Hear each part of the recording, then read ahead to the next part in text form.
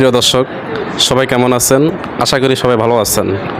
তো প্রিয় দর্শক, আপনারা আমার হাতের ডাইন সাইডে যেই চেম্বারটি দেখতেছেন, এই চেম্বারটির নাম হচ্ছে সুন্নাহ হিজমা থেরাপি সেন্টার।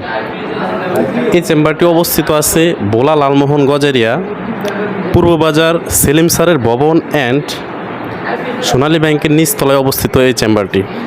এই চেম্বারটির চিকিৎসক আমাদের এখানেই আছে। তো আমরা এই চিকিৎসকের কাছে যাব, যা জানবো যে এখানে কি কি চিকিৎসা দেওয়া হয় এবং কি কি ব্যবস্থা এখানে আছে। আমরা এখানে চিকিৎসক আছে, চিকিৎসকের কাছে যাব, যা বিস্তারিত শুনবো। ক্যামেরাম্যান একটু এদিকে আসো। আসসালামু আলাইকুম। ওয়ালাইকুম আসসালাম। ভালো আছেন? জি আলহামদুলিল্লাহ ভালো আছি। আপনি ভালো আছেন? জি আলহামদুলিল্লাহ। আপনার নাম? আমার নাম মোহাম্মদ আবু রাইহান। আবু রায়হান, জি, সুন্দর নাম। Thank you. It's okay. আচ্ছা ভাই, আপনার এখানে কি কি চিকিৎসা দেওয়া হয়? এই চেম্বারটি মূলত কিসের, আর কি কি চিকিৎসা এখানে ব্যবস্থা আছে, কি কি কিভাবে করা হয়, একটু আমাদেরকে বিস্তারিত বলেন বুঝে। জি আলহামদুলিল্লাহ, আমাদের এখানে চিকিৎসা কয়েক রকমই আছে, কয়েকটাই আছে। তার মধ্যে প্রথমত আমাদের চিকিৎসা হচ্ছে পলিপাথের চিকিৎসা। আমরা সম্পূর্ণ ন্যাচারাল মেডিসিনের মাধ্যমে পলিপাথের চিকিৎসা করে থাকি এবং ফাইলস, টনসিল, এরপর আছে হিজামার চিকিৎসা, যেটাকে আমরা এখন কাফিং থেরাপি নামে আমাদের মাঝে পরিচিত। এরপর আছে আপনার বাচ্চাদের সুন্নতে খতনা, যা ডিভাইস কসমেটিক্সের মাধ্যমে করানো হয়। এবং আমাদের এখানে অসংখ্য ন্যাচারাল এবং সম্পূর্ণ অর্গানিক যেই প্রোডাক্টগুলো, এর মধ্যে আছে আপনার মনে করেন দাউদ, অ্যালার্জি, গ্যাস্ট্রিক, এই ধরনের আপনার আয়ুর্বেদিকের বিভিন্ন রকমের মেডিসিন আছে। তো আমরা প্রাথমিক অবস্থায় এই সমস্ত চিকিৎসা নিয়ে কাজ করতেছি। আশা করি ইনশাআল্লাহ, আল্লাহ তাআলা যদি তৌফিক দেয়, সামনে ইনশাআল্লাহ আমরা আরও চিকিৎসা সেবাগুলো বাড়াবো। আপাতত আমরা এগুলো নিয়ে কাজ করতেছি। আচ্ছা, আপনাদের এখানে যে নাকের পলিপাস কি করা হয়? হ্যাঁ, নাকের পলিপাসের চিকিৎসা করা হয়। শুনলাম বাচ্চাদের মুসলমানি করা হয়, কীভাবে করা হয়? শুনছি আপনারা নাকি টর্নো সিস্টেমে খুব সুন্দরভাবে করেন। একটু কীভাবে করা হয় এটা বিস্তারিত একটু বলেন। এটা হচ্ছে আসলে মূলত আমাদের দেশে তো দুই প্রকারের করা হয়। একটা হচ্ছে আপনার ডাক্তারের মাধ্যমে, যেটা বেন্টিস লাগে বা সেলাই লাগে, আর আরেকটা হচ্ছে আমাদের দেশে যেটাকে মনে করেন আপনার কেটে এরপর হচ্ছে মানে তেনা বা যে কোনো তুলা জাতীয় ইয়ের মাধ্যমে বেন্টিস করে দেয়।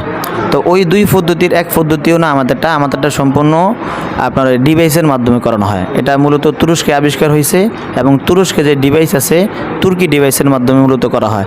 সেলাই বেন্টিস কোনো কিছুর প্রয়োজন হয় না এবং বাচ্চা খুব নিরাপদ থাকতে পারে। দেখা যায় আমাদের এখানে আমাদের এই ডিভাইসের মাধ্যমে মুসলমানি করলে হয় কি, আপনার বাচ্চা স্বাভাবিক থাকতে পারে আগের মতো। মুসলমানি করানোর পর থেকে সে আগের মতো স্বাভাবিক হাঁটা চলা, খেলাধুলা, স্কুল মাদ্রাসা যদি পড়াশোনা করে সে যাতায়াত করতে পারবে। ওরকম আগের মতো বা বিশ্রামের কোনো প্রয়োজন নাই। ওই পদ্ধতিতে করলে যেরকম বিশ্রামের প্রয়োজন আছে, আমাদের এই পদ্ধতি করলে কোনো বিশ্রামের প্রয়োজন হয় না। তাহলে আপনার কথা শুনে আমি বুঝতে পারলাম যে এই মুসলমানি এইভাবে যদি করায় তাহলে বাচ্চারা কোনো ব্যথা অনুভব করবে না। প্লাস এই মুসলমানি যদি করায় তাহলে তারা যদি ফুটবল খেলতে চায়, ফুটবল দৌড়াদৌড়ি সব কিছুই করতে পারবে। আমরা যেমন আমরা যেরকমভাবে করছি, লুঙ্গি পরে হাঁটাচলা করা লাগছে, ওরকম সম্ভবত কিছু করা লাগবে না নাকি? না, ওরকম কিছু হবে না। হয়তো প্রথম দিন একটু কষ্ট হবে, এরপর থেকে 3 দিন বা 4 দিন পর্যন্ত সে স্বাভাবিক থাকবে ইনশাল্লাহ। ওরকম দেখা যায় আপনার বিশ্রাম বা অনেক কষ্ট বা হাঁটাচলা করতে কষ্ট হবে, এরকম কিছুর প্রয়োজন হয় না। এবং কি আমাদের চেম্বার থেকে বাচ্চাদের মুসলমানি করানোর পরে বাচ্চাকে প্যান্ট অথবা লুঙ্গি পরিয়ে বাসা নিয়ে যেতে পারবে। আর এখানে নাকের পলিপাসটা কিভাবে করা হয়? নাকের পলিপাসটা মূলত সম্পূর্ণ ন্যাচারাল মেডিসিনের মাধ্যমে করা হয়। কোনো অ্যাসিড বা কেমিক্যাল বা কোনো ভয়াবহ কোনো মেডিসিনের মাধ্যমে না, সম্পূর্ণ ন্যাচারাল মেডিসিনের মাধ্যমে করি। এবং এটা পলিপাস চিকিৎসা নেওয়ার পরে পরবর্তীতে কোনো ক্ষতি নেই। অ্যাসিড জাতীয় মেডিসিনের মাধ্যমে আপনার পলিপাসের চিকিৎসা নিলে 3টা ক্ষতি হয়। 1 নাম্বার, দেখা যায় নাকে ইনফেকশন হওয়ার সম্ভাবনা থাকে, যেহেতু এটা অ্যাসিড জাতীয় ভয়াবহ কেমিক্যাল, নাকে ইনফেকশন হওয়ার সম্ভাবনা থাকে। 2 নাম্বার হচ্ছে আপনার নাকের হাড় বাঁকা হয়ে যায়।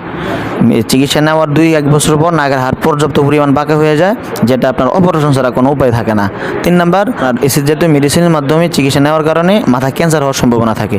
কিন্তু আলহামদুলিল্লাহ আমরা সম্পূর্ণ যেহেতু ন্যাচারাল মেডিসিনের মাধ্যমে করতেছি, সেক্ষেত্রে কোনো সমস্যা হবে না ইনশাল্লাহ। আপনাদের এখানে যে সুন্নাহ হিজমা থেরাপিটা দেওয়া হয়, এই থেরাপিটা মূলত কিসের জন্য দেওয়া হয়? এই থেরাপিটার লোক কেন দেবে মানুষ, মানে আপনাদের এই থেরাপিটা কেন দেবে, কি হলে দেবে, কি হলে দেওয়ার এটা উচিত? এই থেরাপিগুলো, আপনি একটু এই বিষয়ে একটু থেরাপির বিষয়ে একটু বিস্তারিত আমাদেরকে বলেন। আসলে হিজামাটা তো মূলত আরবি শব্দ, এটা ইংলিশ বলে এটাকে কাফিং থেরাপি, কাফিং থেরাপি নামে আমরা চিনি।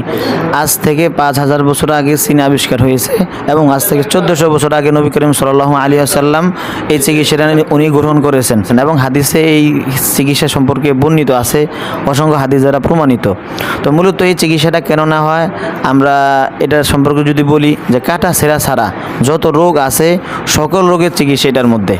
যেমন যেমন মানুষের ঘাড় ব্যথা থাকে, কোমর ব্যথা থাকে, মাজা ব্যথা থাকে, বা মানুষের শরীরে বিভিন্ন ব্যথার জন্য এটা খুব কার্যকরী। এবং মানুষের শরীরে যে দূষিত রক্ত হয়, যেটাকে আমরা টক্সিন বলি, ইংলিশে টক্সিন বলে, মূলত আমাদের এই কাফিং থেরাপির মাধ্যমে টক্সিন মানে বিষাক্ত রক্তগুলো বের করা হয়। এর মাধ্যমে দেখা যায় শরীরের রক্তটা সঞ্চালন হয় এবং শরীরের মধ্যে অনেক ভালো লাগে আগের থেকে। আচ্ছা, মাশাআল্লাহ। তো আপনাদের এখানে যে অ্যালার্জি দাওত, এই অ্যালার্জি দাওতের চিকিৎসাটা আপনি কিভাবে দিয়ে থাকেন? অ্যালার্জি এবং দাউদের জন্য আমরা দেখা যায় যেটা অ্যালার্জি তো মানুষের একদিনের না, অনেক দিন আস্তে আস্তে হইতে হইতে অনেক সময় গাঢ় হয়ে যায়। সেক্ষেত্রে রোগটা যে একদিনে হয় না, অনেক সময় নিয়ে হয় এবং যেহেতু একটু সময় লাগে, সেক্ষেত্রে আমরা খাবারের ওষুধ দিই। আমাদের একটা কোর্স আছে যে অ্যালার্জির জন্য 3 মাস এই ওষুধটা খেতে হবে। এবং যাদের দাউদের সমস্যা, একটা পানি জাতীয় একটা ক্রিম আছে, এটা ব্যবহার করলে আশা করি ইনশাল্লাহ 7 দিনের মধ্যে সুস্থ হয়ে যাবে।